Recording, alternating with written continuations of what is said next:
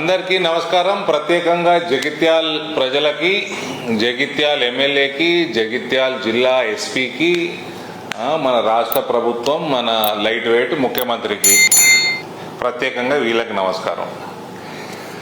జగిత్యాల్ సోదర సోదరి వల్ల అందరు వినాలే. ఇది 57 కేంద్రీయ విద్యాలయాలు అక్రాస్ దేశం, ఇండియా మొత్తంలో 1 అక్టోబర్ 2025 నాడు కేంద్ర ప్రభుత్వం శాంక్షన్ చేసింది కేంద్రీయ విద్యాలయం స్కూల్స్. అందులో 4 మన రాష్ట్రానికి వచ్చినాయి. అందులో మనకి జగిత్యాలు కొత్త జిల్లా, మనము ఎమ్మడబడితే మన జిల్లా కూడా శాంక్షన్ అయింది 1 అక్టోబర్ 2025. అంటే అక్టోబర్, నవంబర్, డిసెంబరు, ఈ 5 నెలలు, జూన్ దాకా 6 నెలలు, 9 నెలలు జాగా ఇవ్వలేదు. జాగా ఇస్తే ట్రాన్స్ఫర్ అయితే, కేంద్రీయ విద్యాలయ సంఘటనకి ట్రాన్స్ఫర్ అయితే వాళ్ళు శాంక్షన్ చేయించుకొని డబ్బులు, పనులు మొదలు పెడతారు. అప్పుడు ల్యాండ్ అలొకేషన్ అయినాక రెంటెడ్ ప్రెమిసెస్లో అకాడమిక్ ఇయర్ స్టార్ట్ చేయడానికి పర్మిషన్ ఇస్తారు. ఇయ్యాలటి వరకు 9 నెలల్లో ఈ ఎమ్మెల్యే చేయబట్టి ఆడ ల్యాండ్ శాంక్షన్ కాలేదు. కాబట్టి ఈ అకాడమిక్ ఇయర్ ఇంకా 10 రోజులు ఉంది. ఎమ్మెల్యే చెప్తాను, ఇంకా 10 రోజులు, 12 రోజులు ఉంది. అంత లోపల మీరు ప్రక్రియ ఖతం చేస్తే అకాడమిక్ ఇయర్ వేస్ట్ కాదు, లేకపోతే నీ వల్ల అకాడమిక్ ఇయర్ వేస్ట్ అవుతుంది. పనుల కోసం, డెవలప్మెంట్ కోసం అని పార్టీ మారినా అని చెప్పినావు కదా. ఇంత తాడి చెట్టు అంతా పెరిగినావు, ఏమైంది మరి? ఈ స్కూల్కి జాగి ఇప్పించారు, శాతం అవుతుంది కదా నీకు. మళ్ళా ఇందులో కేంద్రీయ విద్యాలయం ఏంది? కేంద్రీయ విద్యాలయం ఓలకు పనికి వస్తుంది, పుట్టి స్టేట్ గవర్నమెంట్లు పనికి వస్తుంది, సెంట్రల్ గవర్నమెంట్ ఎంప్లాయీస్ పనికి వస్తుంది. ఏమన్నా సీట్లు మిగులితే అవి గరీబులకు పనికి వస్తాయి. ఇలా వానికి రాదు. అది వద్దా నీకు? రాబి మరి వద్దని చూస్తా, నీ దమ్ము చూస్తా. కేంద్రీయ విద్యాలయాలలో ఉమ్మడి ఆంధ్రప్రదేశ్లో 75 కేంద్రీయ విద్యాలయాలలో చదువుతున్నది 66,136 పిల్లగాళ్ళు, అమ్మాయిలు, అబ్బాయిలు, స్టూడెంట్స్. దీంట్లో ఎస్సీ విద్యార్థులు 14,218, ఎస్టీ విద్యార్థులు 4,365, ఓబీసీ కేటగిరీకి చెందిన విద్యార్థులు 23,430. ఇది ఒక హై క్వాలిటీ ఎడ్యుకేషన్ కేంద్రీయ విద్యాలయం అంటే. కేంద్ర ప్రభుత్వ ఉద్యోగాలు కేటగిరీ 1 మరియు కేటగిరీ 2 24,784. రాష్ట్ర ప్రభుత్వ ఉద్యోగులు కేటగిరీ 3 8,369. కాంట్రాక్ట్ ఉద్యోగులు కేటగిరీ 4 2,092. సాధారణ వ్యక్తులు 30,065. సాధారణ వ్యక్తుల సీట్లు పొందే శాతం 45.46%. ఇది ఇందులో హైదరాబాద్ రీజియన్ కూడా ఉంటుంది. ఆడ ఎంప్లాయీస్ ఎక్కువ ఉంటారు. అక్కడ ఎంప్లాయీస్ ఎక్కువ ఉన్న చోటు ఉంటాయి. జగిత్యాల్లో నాకు తెలిసి 50% కంటే ఎక్కువ సాధారణ కుటుంబాల నుంచి వచ్చిన పిల్లగాళ్ళకి ఒక మంచి సిలబస్ నుంచి మంచి ఎడ్యుకేషన్ అందించే వ్యవహారం. దీనికి స్థలం కేటాయించడం నాయన అంటే ఎక్కడెక్కడనో కేటాయిస్తున్నాడు. అది ఏంది? ఊరవతల ఒకటైతే నా పార్లమెంట్లోనే లేదు. ఆడ మెయిన్ రోడ్కి 6 కిలోమీటర్ లోపల ఆ డబల్ బెడ్రూమ్లు కట్టి లేను. ఆ డబల్ బెడ్రూమ్ ఉంటుండే దగ్గర దిక్కులేదు, ఇంకా అలా సౌలతులే లేవు. దాని వెనుక ఇదండి చెలుగల్ మెయిన్ రోడ్ మీద ఉంది. పిల్లలు రావడానికి పోవడానికి సౌకర్యంగా ఉంటుంది. డే స్కాలర్ స్కూలు, పేరెంట్స్ రావడానికి పోవడానికి పికప్ చేసుకోవడానికి చాలా సౌకర్యంగా ఉంటుంది. అది ఏవా అంటే ఉత్తమ్ కుమార్ రెడ్డి ఇస్తలేడు. పికనికి పోయినావు నువ్వు కాంగ్రెస్ పార్టీలకి? ఏం డెవలప్మెంట్ చేయడానికి పోయినావు? ఈ వేసుకపోయినకి పోయినావా? సో ఉత్తమ్ కుమార్ రెడ్డి ఏంటికి ఇయ్యాడు? ఆయన జాగానా? ఆయన పిల్లలు కూడా లేదు ఆయన పెట్టుకోనికి జాగా. దేనికి? ఎందుకు ఇస్తలేడు? ఏం చేసుకుంటావు? చెలగల్లా ఇరిగేషన్ సంబంధించి డ్యామ్ కడతావు. ఆడ మ్యాంగో మార్కెట్కి ఇచ్చినావు కదా, అంత తుర్కోలు ఉంటారని మ్యాంగో మార్కెట్లో ట్రేడర్లు అందరూ. చెలగల్ ల్యాండ్లో 10 ఎకరాలు, నిజామాబాద్ కార్పొరేషన్లో 8 ఎకరాలలో కేంద్రీయ విద్యాలయం స్కూల్ నడుస్తూ ఉన్నది గత 2-3 సంవత్సరాల నుంచి. నిజామాబాద్ కార్పొరేషన్ కంటే జగిత్యాల్ మున్సిపాలిటీ పెద్దది కాదు కదా. 10 ఎకరాల స్థలం కేటాయించాలి. ఏదో ఒకటో రెండో ఎకరాలు అటు ఇటు ఉంటే మేనేజ్ చేసుకుంటారు తప్ప ఇలా పోయినట శ్రీధర్ బాబు గారి దగ్గరికి పోయినట. శ్రీధర్ అన్న ఏం చెప్తాడండి? ఆయన ఐటీ శాఖ మంత్రి. చెప్తారా ఉత్తమ్ కుమార్ రెడ్డికి? చెప్పండి. మరి ఆయన జిల్లా మంత్రి, ఉమ్మడి జిల్లా కరీంనగర్. చెప్పండి, ఇప్పేయండి మరి జల్దీ.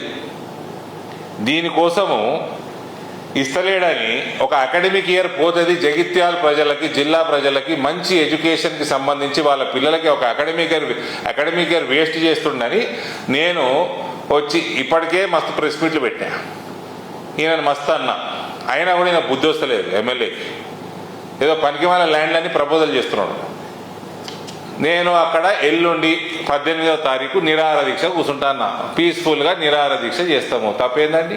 మీ దగ్గర అదే తహసీల్ చౌరస్తా దగ్గర అందరు చేస్తారు. ఇక ఇది ఎస్పీకి చెప్తున్నా, మిస్టర్ ఎస్పీ, ఇది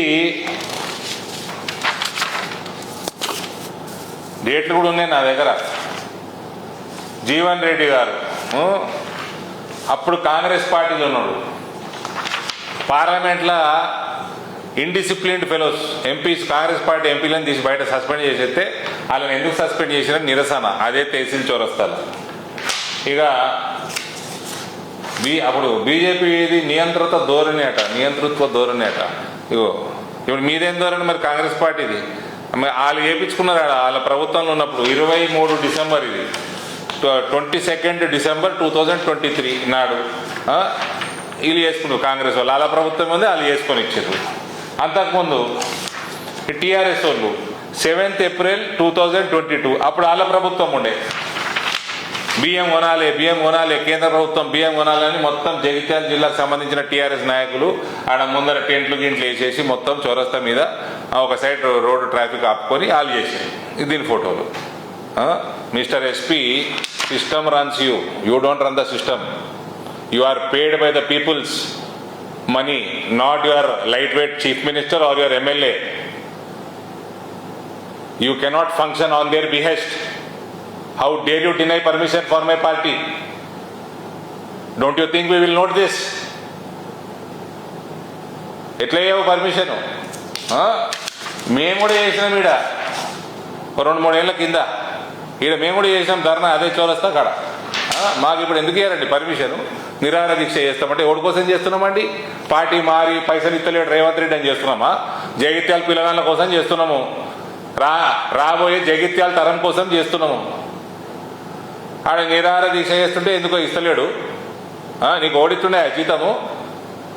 లిల్లిపుట్ ముఖ్యమంత్రి ఇస్తున్నాడా? మీ ఎమ్మెల్యే ఇస్తున్నాడా? ఈయన మీ ఎమ్మెల్యే అయితే జగిత్యాల ప్రజలకు దండం పెట్టాలి. ఎందుకు పనికి వస్తుంది స్కూలు? ఇసుంటోనట ఎట్లున్నాడంటే ఇసుంటోడు చెప్తా గురించి